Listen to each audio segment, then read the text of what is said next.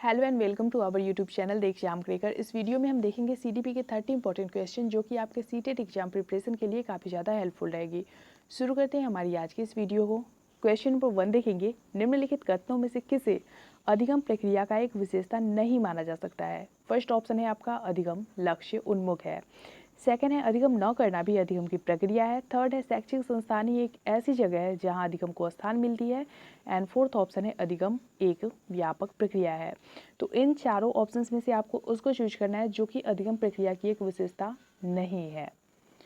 तो ऑप्शन 3 जब देखोगे आप तो यहाँ पे लिखा है कि शैक्षिक संस्थान ही एक ऐसी जगह है जहाँ अधिगम को स्थान मिलती है, तो ऐसा बिल्कुल भी नहीं है। शैक्षिक संस्थान ही एक ऐसी जगह नहीं है जहाँ पे अधिगम को स्थान मिलती है। सीखने की जो प्रक्रिया होती है जिसको हम अधिगम कहते हैं वो कहीं भी हो सकती है। ऐसा आप पॉसिबली नहीं कह सकते हो कि सिर्फ शैक्षिक स्थान में ही कुछ सीखा जा सकता है या फिर अधिगम हो सकती है। इसलिए ऑप्शन 3 जो है उसको हम अधिगम प्रक्रिया की विशेषता नहीं मानेंगे। अगला क्वेश्चन देखेंगे, क्वेश्चन नंबर 2, शैक्षणिक तकनीकों वर्गीकृत अधिगम सामग्री, बहुमूल्यांकन तकनीक तथा परिवर्तनीय जटिलता एवं सामग्री का स्वरूप किससे संबंधित है। फर्स्ट ऑप्शन है आपका सार्वभौमिक अधिगम प्रारूप, सेकंड है उपचारात्मक शिक्षण, थर्ड है विभेदित अनुदेशन एंड फोर्थ ऑप्शन है आपका पारस्परिक शिक्षण। तो यहाँ पे जो बताया गया है शैक्षणिक तकनीक वर्गीकृत अधिगम सामग्री, बहुमूल्यांकन तकनीक तथा परिवर्तनीय जटिलता एवं सामग्री का स्वरूप, ये चारों जो जिससे संबंधित है उसको बताना है आपको। करेक्ट हो जाएगा 2 का हमारा ऑप्शन 3 विभेदित अनुदेशन। क्वेश्चन नंबर 3, पूर्व प्राथमिक स्तर पर बच्चे को खोज की अनुमति देने से उन्हें संतोष मिलता है। वे व्यथित हो जाते हैं जब उन्हें हतोत्साहित किया जाता है। वे ऐसा अपनी अभिप्रेरणा के कारण करते हैं। तो यहाँ पे बात की जा रही है पूर्व प्राथमिक स्तर के बच्चों की जिनको खोज की अनुमति देने से उन्हें संतोष मिलता है, और जब उन्हें रोका जाता है कि आप ये क्रिएटिविटी के वाला काम मत करो तो वे व्यथित हो जाते हैं और उन्हें ऐसा फील होता है जैसे कोई उन्हें हतोत्साहित कर रहा है, प्रोत्साहित नहीं कर रहा उनको। तो वे ऐसा किस अभिप्रेरणा के कारण करते हैं। फर्स्ट ऑप्शन है अपने अपेक्षा को कम करने, सेकेंड है कक्षा के साथ संबद्ध होने, थर्ड है कक्षा में विकार पैदा होने एंड फोर्थ ऑप्शन है उनकी शक्ति का उपयोग होने। करेक्ट आंसर हो जाएगा 3 का हमारा ऑप्शन 1 अपनी अपेक्षा को कम करने। अगला क्वेश्चन देखेंगे, क्वेश्चन नंबर 4, एक शिक्षक के लिए निम्नलिखित में से कौन सी सर्वाधिक प्रभावी विधि हो सकती है जो उनकी इस अपेक्षा को पूरी कर सके कि वंचित विद्यार्थी भी अपनी भागीदारी में सफल हो। फर्स्ट ऑप्शन है उनकी सफलता के लिए उनके अंदर क्षमता के प्रति विश्वास भावना को अभिव्यक्त करना, सेकंड ऑप्शन है पढ़ाए गए विषयों में रुचि को विकसित करना, थर्ड है उन्हें अपने लक्ष्य को प्राप्त करने के लिए अन्य बच्चों के साथ तुलना करना एंड फोर्थ ऑप्शन है इस बात पर बल देना कि आपकी उनसे अधिक उम्मीदें हैं। तो एक टीचर के लिए इन चारों ऑप्शन में से सबसे प्रभावी विधि जो हो सकती है जिसके कारण उनकी जो बच्चों से अपेक्षाएं हैं उसको वो पूरी करवा सके और ऐसे बच्चों से भी करवा सके जो कि वंचित विद्यार्थी की श्रेणी में आते हैं। तो करेक्ट आंसर हो जाएगा यहाँ पे 4 का ऑप्शन 1, उनकी सफलता के लिए उनकी अंदर की जो क्षमता है उसके प्रति टीचर विश्वास भावना को अभिव्यक्त करे। अगला क्वेश्चन देखेंगे, क्वेश्चन नंबर 5, एक शिक्षक पाठ पढ़ाने में फलों और सब्जियों की कुछ तस्वीरों का उपयोग कर छात्रों के साथ एक चर्चा आयोजित करते हैं। छात्र अपने पूर्व ज्ञान के साथ पोषण की नई अवधारणा को जोड़ने का प्रयास करते हैं। यह तरीका निम्न में से किस उपागम पर आधारित है। क्वेश्चन को सही से समझिए फिर ऑप्शन देखिए। पहला है अधिगम का शास्त्रीय अनुबंधन, सेकंड है पुनर्बलन का सिद्धांत, थर्ड है अधिगम का सक्रिय अनुबंधन एंड फोर्थ ऑप्शन है ज्ञान का निर्माण। करेक्ट आंसर हो जाएगा यहाँ पे 5 का हमारा ऑप्शन 4 ज्ञान का निर्माण। अगला क्वेश्चन देखेंगे, क्वेश्चन नंबर 6, सभी विद्यालयों में सभी के लिए शिक्षा वाली प्रचात्वका निम्न में से किसकी हो सकती है। फर्स्ट ऑप्शन है एकजुट शिक्षा, सेकेंड है समावेशी शिक्षा, थर्ड है सरकारी शिक्षा एंड फोर्थ ऑप्शन है विशेष शिक्षा। करेक्ट होगा 6 का हमारा ऑप्शन 2 समावेशी शिक्षा। अगला क्वेश्चन देखेंगे, क्वेश्चन नंबर 7, प्रचलित योजनाओं में की गई नई जानकारी जोड़ने को निम्न में से किस नाम से जाना जाता है। फर्स्ट है सामीधारण, सेकंड आत्मसातीकरण, थर्ड संगठन एंड फोर्थ ऑप्शन है समायोजन। तो प्रचलित योजनाएं जो है उनमें नई जानकारी जोड़ने को किस नाम से जानते हैं। करेक्ट होगा 7 का हमारा ऑप्शन 2 आत्मसातीकरण। क्वेश्चन नंबर 8, पियाजे के अनुसार 2 और 7 साल के बीच एक बच्चे का संज्ञानात्मक विकास डैश चरण में होता है। तो आप लोगों को पता होना चाहिए कि पियाजे ने 4 स्टेजेस दिए हैं। तो उन चारों में से 2 से 7 वर्ष के बीच का जो एक बच्चा होगा, उनकी संज्ञानात्मक विकास की जो स्टेज होगी वो कौन सी वाली होगी इन चारों ऑप्शंस में से। फर्स्ट ऑप्शन है आपका मूर्त संक्रियात्मक, सेकंड है संवेदी पेशीय, थर्ड है पूर्व संक्रियात्मक एंड फोर्थ ऑप्शन है औपचारिक संक्रियात्मक अवस्था। तो यहाँ पे संवेदी पेशीय अवस्था सबसे पहली है जो कि जन्म से 2 साल तक होती है, लेकिन यहाँ पे बात की जा रही है 2 और 7 साल के बीच का बच्चा।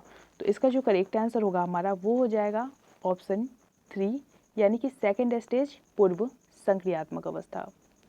अगला क्वेश्चन देखेंगे, क्वेश्चन नंबर 9, समस्या का हल करने में निम्न में से क्या नहीं करना चाहिए। फर्स्ट ऑप्शन है लक्ष्य का निर्देशन, सेकंड है एक कौशल जिसे सीखकर अभ्यास किया जा सकता है, थर्ड है संख्यात्मक क्षमता के विषय में एंड फोर्थ ऑप्शन है समझ और अनुक्रम अवस्थाओं के उपयोग पर आधारित। 9 का करेक्ट आंसर होगा ऑप्शन 3, संख्यात्मक क्षमता के विषय में। नेक्स्ट क्वेश्चन देखेंगे, क्वेश्चन नंबर 10, शैशव की अवधि निम्न में से कौन सी है। फर्स्ट ऑप्शन है जन्म से 3 वर्ष तक, सेकंड है 2 से 3 वर्ष तक, थर्ड है जन्म से 1 वर्ष तक एंड फोर्थ ऑप्शन है जन्म से 2 वर्ष तक। तो शैशव अवस्था की जो अवधि मानी जाती है वो इन चारों ऑप्शन में से कौन सी है। करेक्ट आंसर हो जाएगा 10 का हमारा ऑप्शन 4, जन्म से 2 वर्ष तक की अवस्था शैशव अवस्था की अवधि मानी जाती है। क्वेश्चन नंबर 11, अधिगम में मूल्यांकन के लिए आवश्यक है। फर्स्ट ऑप्शन है जांच परीक्षा के लिए, सेकंड है प्रेरणा के लिए, थर्ड है पृथक्करण और श्रेणीकरण के उद्देश्य को प्रोत्साहन देने के लिए एंड फोर्थ ऑप्शन है ग्रेड और अंक के लिए। 11 का करेक्ट आंसर होगा हमारा ऑप्शन 2, अधिगम में मूल्यांकन इसलिए आवश्यक है ताकि बच्चों को प्रेरित किया जा सके। अगला क्वेश्चन देखेंगे, क्वेश्चन नंबर 12, निम्नलिखित निर्देशों में से कौन सा निर्देश एक बच्चे की समस्या को सुलझाने की क्षमता को विकसित करने में माता पिता की मदद कर सकता है। फर्स्ट ऑप्शन है माता पिता को एक समय में विभिन्न समस्याओं पर बच्चे को काम करने देना चाहिए, सेकंड है माता पिता को धैर्य रखना चाहिए और परीक्षण और त्रुटि के लिए अपने बच्चों को समय देना चाहिए, थर्ड है माता पिता को एक वयस्क के बिंदु से बच्चे की उपलब्धियों को देखने की कोशिश नहीं करनी चाहिए एंड फोर्थ ऑप्शन है माता पिता को पता होना चाहिए कि कब बच्चे को समस्याओं को सुलझाने से रोकना चाहिए। 12 का करेक्ट आंसर होगा हमारा ऑप्शन 1, माता पिता को एक समय में विभिन्न समस्याओं पर बच्चों को कार्य करने देना चाहिए। अगला क्वेश्चन देखेंगे, क्वेश्चन नंबर 13, विकास की 8 अवस्थाओं के सिद्धांत डैश द्वारा दिए गए हैं, जिसके अनुसार मनुष्य का सामाजिक विकास सबसे अधिक व्यापक रूप से स्वीकार प्रारूप में से एक है। फर्स्ट ऑप्शन है श्वार्ज़नेगर, सेकंड है एरिक होमबर्गर एरिक्सन, थर्ड है न्यूमेयर एंड फोर्थ ऑप्शन है गुस्किन और गुस्किन। 13 का करेक्ट आंसर होगा हमारा ऑप्शन 2, एरिक होमबर्गर एरिक्सन। अगला क्वेश्चन देखेंगे, क्वेश्चन नंबर 14, शिक्षा के संदर्भ में समाजीकरण का मतलब यानी कि अर्थ है। फर्स्ट ऑप्शन है किसी व्यक्ति द्वारा अपने सामाजिक मानदंड बनाना, सेकंड है समाज में बड़ों का सम्मान करना, थर्ड है सामाजिक वातावरण में अनुकूलन तथा समायोजन करना एंड फोर्थ ऑप्शन है हमेशा सामाजिक मानदंडों का पालन करना। करेक्ट होगा 14 का हमारा ऑप्शन 1, किसी व्यक्ति द्वारा अपने सामाजिक मानदंड बनाना समाजीकरण के अर्थ में आता है। क्वेश्चन नंबर 15, डैश बच्चे के विकास के वर्तमान और संभावित स्तरों के बीच का अंतर है। फर्स्ट ऑप्शन है समीपस्थ विकास का क्षेत्र ZPD, सेकंड है नियोजित विकास का क्षेत्र ZPD, थर्ड है शिक्षण विकास का क्षेत्र ZPD एंड फोर्थ ऑप्शन है शिक्षण निर्देशन का क्षेत्र ZPD। तो बच्चे के विकास और वर्तमान संभावित स्तरों के बीच का जो अंतर है वह शिक्षण निर्देशन का क्षेत्र के नाम से जाना जाता है। क्वेश्चन नंबर 16, कोई भी नाराज हो सकता है। यह बहुत आसान है, लेकिन सही उद्देश्य के लिए सही समय पर सही मात्रा में सही तरीके से और सही व्यक्ति पर गुस्सा होना इतना आसान नहीं है। यह निम्न में से किससे संबंधित है। फर्स्ट ऑप्शन है सामाजिक विकास, सेकंड है संज्ञानात्मक विकास, थर्ड है शारीरिक विकास एंड फोर्थ ऑप्शन है संवेगात्मक विकास। 16 का करेक्ट आंसर होगा हमारा ऑप्शन 4, संवेगात्मक विकास। क्वेश्चन नंबर 17, किसने कहा कि किशोरावस्था तूफान और तनाव की अवधि है। फर्स्ट ऑप्शन है Granville, Stanley Hall, second Jean पियाजे, third B F Skinner and fourth option है एरिक्सन। तो यहाँ इन चारों ऑप्शंस में से स्टेनले हॉल ने बोला है कि किशोरावस्था जो है वो तूफान और तनाव की अवस्था या फिर अवधि है। क्वेश्चन नंबर 18 देखेंगे। 5वीं कक्षा का एक छात्र जो दृष्टिहीन है उसके साथ फर्स्ट ऑप्शन है कक्षा में सामान्य रूप से व्यवहार किया जाना चाहिए और श्रव्य सीडी के माध्यम से सहायता प्रदान की जानी चाहिए। सेकेंड है कक्षा में विशेष उपचार दिया जाना चाहिए। थर्ड है निचले स्तर के कार्य करने की छूट देनी चाहिए एंड फोर्थ ऑप्शन है उसके माता पिता और दोस्तों द्वारा उसके दैनिक कार्य करवाने में मदद करनी चाहिए। तो 5वीं कक्षा का एक स्टूडेंट जो दृष्टिहीन है उसके साथ अन्य सामान्य बच्चों की तरह ही व्यवहार होना चाहिए और चूंकि वो देख नहीं सकता इसलिए अपनी श्रवण इंद्रियों का ज़्यादा यूज करेगा, इसलिए श्रव्य सीडी के माध्यम से सहायता प्रदान करनी चाहिए। ऑप्शन 1 राइट होगा हमारा। Question number 19। एक सशक्त विद्यालय अपने शिक्षकों में निम्नलिखित में से किन गुणों को बढ़ावा देगा? फर्स्ट ऑप्शन है स्मृति शक्ति वाले, सेकंड अनुशासित प्रकृति वाले, थर्ड प्रतिस्पर्धात्मक योग्यता वाले एंड फोर्थ ऑप्शन है प्रयोग करने की प्रवृत्ति वाले। 19 का करेक्ट आंसर होगा हमारा ऑप्शन 4 प्रयोग करने की प्रवृत्ति वाले। Question number 20। विकास दर्शाता है एक, फर्स्ट ऑप्शन है हमारा परिवर्तन की प्रगतिशील श्रृंखला के परिणाम को अनुभव के रूप में, सेकंड है परिवर्तन की प्रगतिशील श्रृंखला के परिणाम को प्रेरणा के रूप में, थर्ड है परिवर्तन की प्रगतिशील श्रृंखला के परिणाम को परिपक्वता, सामाजिक संरचना, अनुभव और संतुलन के रूप में एंड फोर्थ ऑप्शन है हमारा परिवर्तन की प्रगतिशील श्रृंखला के परिणाम को परिपक्वता और अनुभव के रूप में।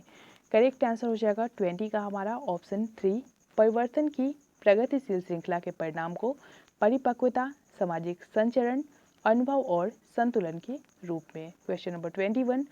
शब्दों में अक्षरों को उनके अनुक्रम का याद रखने में कठिनाई और चाक्षुष स्मृति का हाथ से जुड़ा हुआ है। फर्स्ट ऑप्शन है dyslexia, second dyscalculia, third dysgraphia and fourth option है डिस्प्रैक्सिया। 21 का करेक्ट आंसर हो जाएगा हमारा ऑप्शन 1 डिसलेक्सिया। डिसलेक्सिया जो है वो पठन विकार से रिलेटेड है। अगला क्वेश्चन देखेंगे। Question number 22। निम्नलिखित कथनों में से कौन सा सत्य नहीं है? तो इन चारों ऑप्शंस में से जो गलत है उसको चूज करना है आपको। फर्स्ट है शिक्षण परिवर्तनीय है, सेकंड है शिक्षण औपचारिक और अनौपचारिक है, थर्ड है शिक्षण विज्ञान के साथ ही कला भी है एंड फोर्थ ऑप्शन है शिक्षण निर्देश है। करेक्ट हो जाएगा 22 का हमारा ऑप्शन 4 शिक्षण निर्देश है। Question number 23। छात्राएं फर्स्ट ऑप्शन है अच्छी तरह से गणित के सवाल सीखती है लेकिन उनको तब कठिनाई का सामना करना पड़ता है जब उन्हें उनके तर्क बताने को कहा जाता है। सेकंड है अपनी उम्र के लड़कों की तरह गणित में अच्छी होती है। थर्ड है अपनी उम्र के लड़कों की तुलना में स्थानिक अवधारणाओं में कम प्रतिस्पर्धात्मक प्रदर्शन करती है एंड फोर्थ ऑप्शन है ज़्यादातर भाषाई और संगीत क्षमताओं की जानकार होती है। तो यहाँ पे गर्ल्स के बारे में बात की जा रही है। करेक्ट आंसर हो जाएगा 23 का हमारा ऑप्शन बी। अपनी उम्र के लड़कों की तरह ही गणित में अच्छी होती है। ऐसा नहीं बोल सकते आप कि जेंडर रूढ़िबद्धता के कारण कि लड़कियां मैथ्स में कमज़ोर होती है और लड़के अच्छे होते हैं, या फिर आप ये नहीं कह सकते कि लड़कियां जो होती है वो संगीत क्षमताओं की जानकार होती है, उनको साइंस एंड मैथ्स में इंटरेस्ट नहीं होता। ये बिल्कुल गलत है। इसमें जेंडर रूढ़िबद्धता देखी जाती है जिस कारण से ऐसे क्वेश्चन आते हैं। अगला क्वेश्चन देखेंगे। Question number 24। कक्षा में रचनात्मकता के विकास के लिए निम्नलिखित में से किसकी आवश्यकता नहीं है? फर्स्ट ऑप्शन है खेल खेलने की, सेकंड प्रयोग करने की, थर्ड कहानी लेखन की एंड फोर्थ ऑप्शन है व्याख्यान देने की। 24 का जो करेक्ट आंसर होगा हमारा वो हो जाएगा ऑप्शन 4 व्याख्यान देने की। अगला क्वेश्चन देखेंगे। Question number 25। एक बच्चा तब रोने लगता है जब दादी उसे उसकी माँ की गोद से ले लेती है। बच्चा निम्न में से किस कारण से रोता है? फर्स्ट ऑप्शन है सामाजिक दुश्चिंता, सेकंड संवेगात्मक दुश्चिंता, थर्ड अजनबी दुश्चिंता एंड फोर्थ ऑप्शन है वियोग दुश्चिंता। 25 का करेक्ट आंसर होगा हमारा ऑप्शन 4 वियोग दुश्चिंता। Question number 26। राजेश एक लोलूप पाठक है। अपनी पाठ्यक्रम की पुस्तकों के अध्ययन के अलावा वह अक्सर पुस्तकालय के लिए चला जाता है और विभिन्न विषयों पर किताबें पढ़ता है। राजेश भोजन अवकाश में अपनी परियोजना कार्य पूरी करता है। उसे कभी भी प्रेरित करने की आवश्यकता नहीं होती। उसे डैश के रूप में सबसे अच्छे से वर्णित किया जा सकता है। फर्स्ट ऑप्शन है तथ्य केंद्रित शिक्षार्थी, सेकंड शिक्षक प्रेरित शिक्षार्थी, थर्ड आकलन केंद्रित शिक्षार्थी एंड फोर्थ ऑप्शन है हमारा आंतरिक रूप से प्रेरित शिक्षार्थी। तो यहाँ पे क्वेश्चन को देख के हमको समझ में आता है कि राजेश जो है उसको शिक्षक को प्रेरित करने की जरूरत नहीं पड़ती, ना ही वो तथ्य केंद्रित है और न ही वो आकलन के कारण प्रेरित हुआ है। तो ऐसा कोई बात उसमें है ही नहीं। इसका मतलब यही है कि राजेश जो है वो खुद से पढ़ना चाहता है, उसकी आंतरिक इच्छा है पढ़ने की, इसलिए ऑप्शन 4 जो है हमारा वो राइट हो जाएगा। अगला क्वेश्चन देखेंगे, क्वेश्चन नंबर 27। डैश माहौल बच्चे की और शिक्षक के अनुकूल है। फर्स्ट ऑप्शन है अधिगम का, सेकंड माता पिता का, थर्ड खेल के मैदान का एंड फोर्थ ऑप्शन है कक्षा का। 27 का करेक्ट आंसर होगा हमारा ऑप्शन 1, अधिगम का माहौल बच्चे और शिक्षक के लिए अनुकूल है। क्वेश्चन नंबर 28, अधिगम के आकलन में निम्न लिप्त में से क्या आवश्यक नहीं है। फर्स्ट ऑप्शन है छात्रों की अधिगम की शैलियाँ, सेकंड छात्रों की क्षमताएं, थर्ड छात्रों की ज़रूरतें एंड फोर्थ ऑप्शन है छात्रों की गलतियाँ। तो इन चारों ऑप्शंस में से अधिगम में लिप्त में क्या आवश्यक नहीं है, करेक्ट आंसर होगा 28 का हमारा ऑप्शन 2। अगला क्वेश्चन देखेंगे, क्वेश्चन नंबर 29। मानव वृद्धि विकास और विकास की समझ शिक्षक निम्नलिखित में से किसके योग्य बनाती है।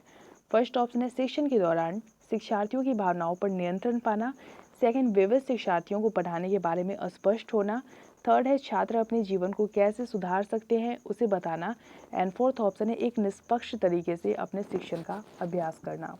29 का करेक्ट आंसर होगा हमारा ऑप्शन 2, विविध शिक्षार्थियों को पढ़ाने के बारे में अस्पष्ट होना। अगला क्वेश्चन देखेंगे, क्वेश्चन नंबर 30। डैश प्रतिभाशाली होने का संकेत नहीं है। फर्स्ट ऑप्शन है अभिव्यक्ति में नवीनता, सेकंड जिज्ञासा, थर्ड रचनात्मक विचार एंड फोर्थ ऑप्शन है दूसरों के साथ लड़ाई करना। तो ये क्वेश्चन हम पहले भी देख चुके हैं। दूसरों के साथ लड़ाई करना जो है वो प्रतिभाशाली होने का संकेत बिल्कुल नहीं है। ऑप्शन 4 राइट होगा हमारा। तो फ्रेंड्स, इस वीडियो में हमने सीडीपी के 30 इंपॉर्टेंट क्वेश्चन सॉल्व किया। आपको ये वीडियो कैसी लगी लाइक कमेंट के थ्रू जरूर बताएं और शेयर भी जरूर करें अपने फ्रेंड्स के साथ। मिलते हैं हमारे नए वीडियो में, तब तक के लिए बाय बाय, टेक केयर।